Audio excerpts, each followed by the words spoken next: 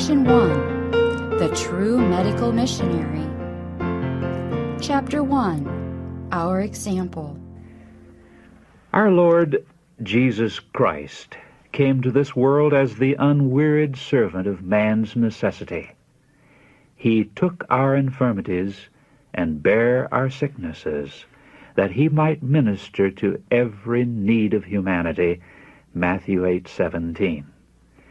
The burden of disease and wretchedness and sin he came to remove.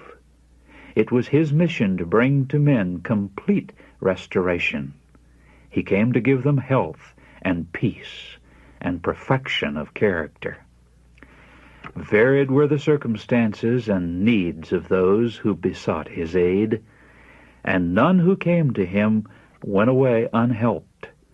From him flowed a stream of healing power, and in body and mind and soul men were made whole. The Savior's work was not restricted to any time or place. His compassion knew no limit. On so large a scale did he conduct his work of healing and teaching that there was no building in Palestine large enough to receive the multitudes that thronged to him. On the green hill slopes of Galilee, in the thoroughfares of travel, by the seashore, in the synagogues, and in every other place where the sick could be brought to him, was to be found his hospital. In every city, every town, every village through which he passed, he laid his hands upon the afflicted ones and healed them. Wherever there were hearts ready to receive his message, he comforted them with the assurance of their heavenly Father's love. All day he ministered to those who came to him. In the evening he gave attention to such as through the day must toil to earn a pittance for the support of their families. Jesus carried the awful weight of responsibility for the salvation of men. He knew that unless there was a decided change in the principles and purposes of the human race, all would be lost. This was the burden of his soul, and none could appreciate the weight that rested upon him. Through childhood, youth, and manhood, he walked alone, and yet it was heaven to be in his presence. Day by day he met trials and temptations. Day by day he was brought into contact with evil and witnessed its power upon those whom he was seeking to bless and to save, yet he did not fail or become discouraged. In all things he brought his wishes into strict abeyance to his mission. He glorified his life by making everything in it subordinate to the will of his Father. When in his youth his mother, finding him in the school of the rabbis, said, "Son, why hast thou thus dealt with us?" he answered, and his answer is the keynote of his life work, "How is it that ye sought me? Wist ye not that I must be about my Father's business?" Luke 2:48 and 49. His life was one of constant self-sacrifice. He had no home in this world except as the kindness of friends provided for him as a wayfarer. He came to live in our behalf the life of the poorest, and to walk and work among the needy and the suffering. Unrecognized and unhonored, he walked in and out among the people for whom he had done so much. He was always patient and cheerful, and the afflicted hailed him as a messenger of life and peace. He saw the needs of men and women, children and youth, and to all he gave the invitation, "Come unto me." During his ministry, Jesus devoted more time to healing the sick than to preaching. His miracles testified to the truth of his words, that he came not to destroy, but to save. Wherever he went, the tidings of his mercy preceded him. Where he had passed, the objects of his compassion were rejoicing in health and making trial of their new-found powers. Crowds were collecting around them to hear from their lips the works that the Lord had wrought. His voice was the first sound that many had ever heard, his name the first word they had ever spoken, his face the first they had ever looked upon. Why should they not love Jesus and sound his praise? As he passed through the towns and cities, he was like a vital current, diffusing life and joy.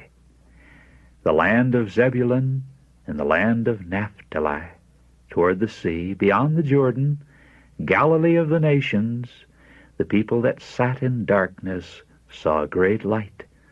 And to them that sat in the region and shadow of death, to them did light spring up. Matthew 4:15 and 16, American Revised Version, margin. The Savior made each work of healing an occasion for implanting divine principles in the mind and soul. This was the purpose of his work. He imparted earthly blessings that he might incline the hearts of men to receive the gospel of his grace. Christ might have occupied the highest place among the teachers of the Jewish nation, but he preferred rather to take the gospel to the poor. He went from place to place, that those in the highways and byways might hear the words of truth. By the sea, on the mountainside, in the streets of the city, in the synagogue, his voice was heard explaining the Scriptures. Often he taught in the outer court of the temple, that the Gentiles might hear his words. So unlike the explanations of Scripture given by the scribes and Pharisees was Christ's teaching, that the attention of the people was arrested. The rabbis dwelt upon tradition, upon human theory and speculation. Often that which men had taught and written about the Scripture was put in place of the Scripture itself. The subject of Christ's teaching was the Word of God. He met questioners with a plain, "It is written, what saith the Scripture? How readest thou?" At every opportunity, when an interest was awakened by either friend or foe, he presented the Word. With clearness and power, he proclaimed the gospel message. His words shed a flood of light on the teachings of patriarchs and prophets, and the Scriptures came to men as a new revelation. Never before had his hearers perceived in the Word of God such depth of meaning. Never was there such an evangelist as Christ. He was the majesty of heaven, but he humbled himself to take our nature, that he might meet men where they are. To all people, rich and poor, free and bond, Christ, the messenger of the covenant, brought the tidings of salvation. His fame as the great healer spread throughout Palestine. The sick came to the places through which he would pass, that they might call on him for help. Hither, too, came many anxious to hear his words and to receive a touch of his hand. And thus he went from city to city, from town to town, preaching the gospel and healing the sick, the King of glory in the lowly garb of humanity.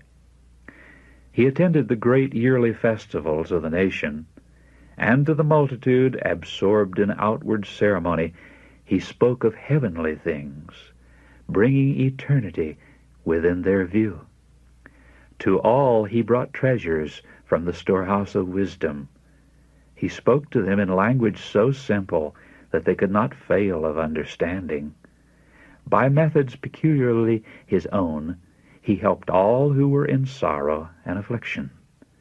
With tender, courteous grace, he ministered to the sin-sick soul, bringing healing and strength.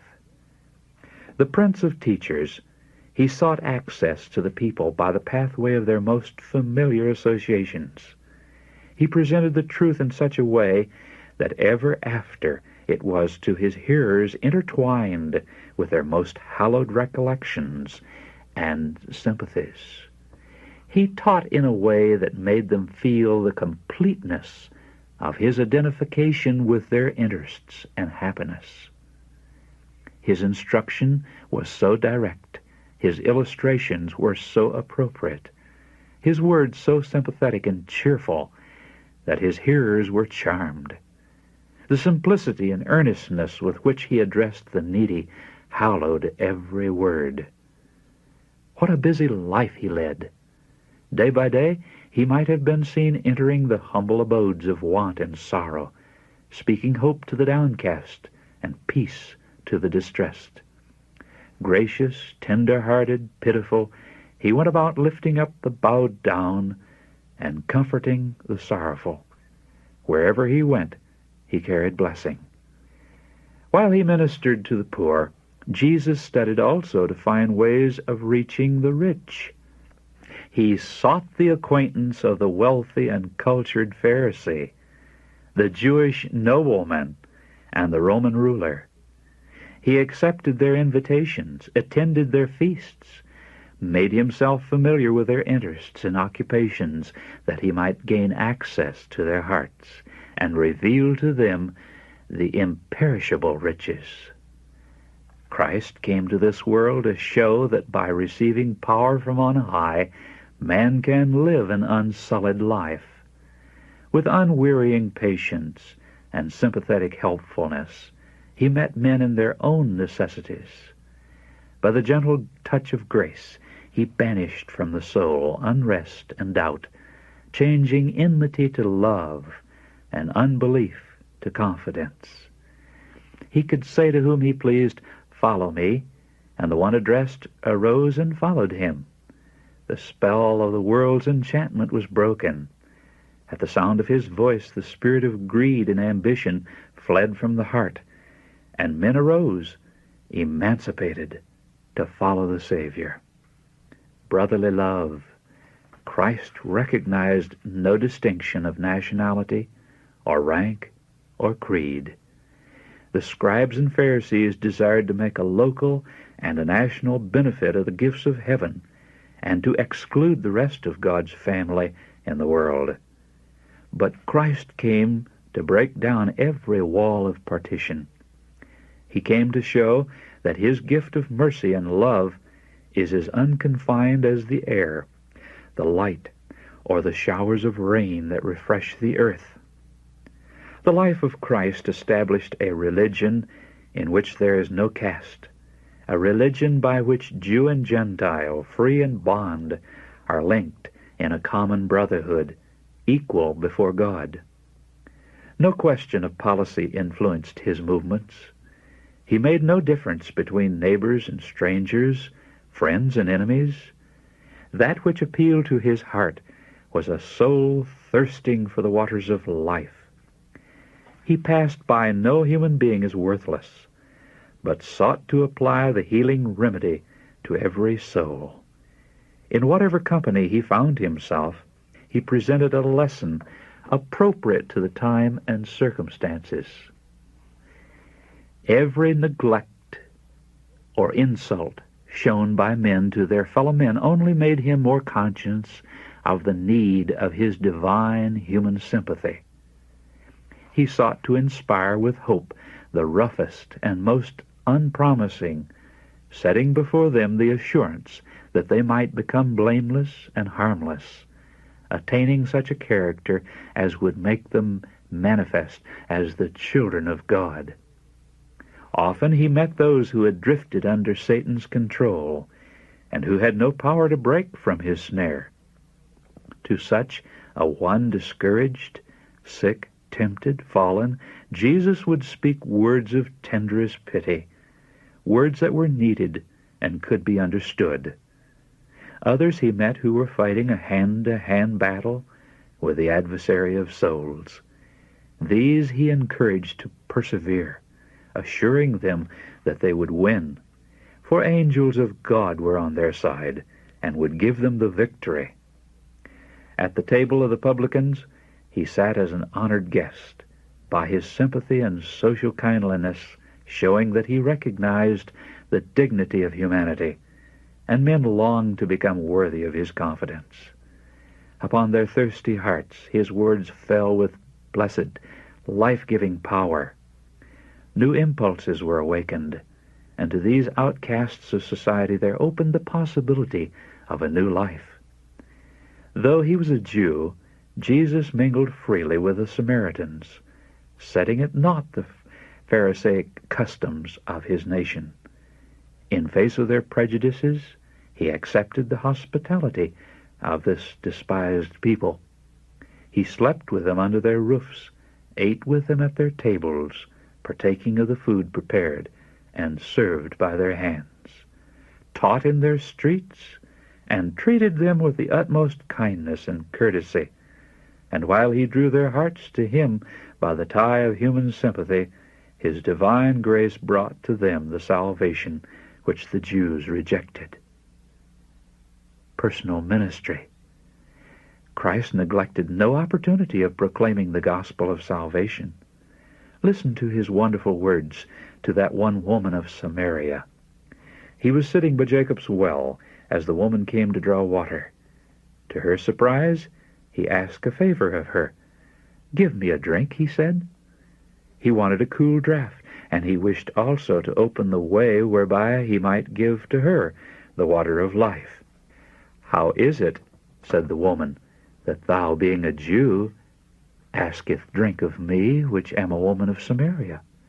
For the Jews have no dealings with the Samaritans." Jesus answered, "If thou knewest the gift of God, and who it is that saith to thee, Give me to drink, thou wouldest have asked of him, and he would have given thee living water. Whosoever drinketh of this water shall thirst again, but whosoever drinketh of the water that I shall give him shall never thirst.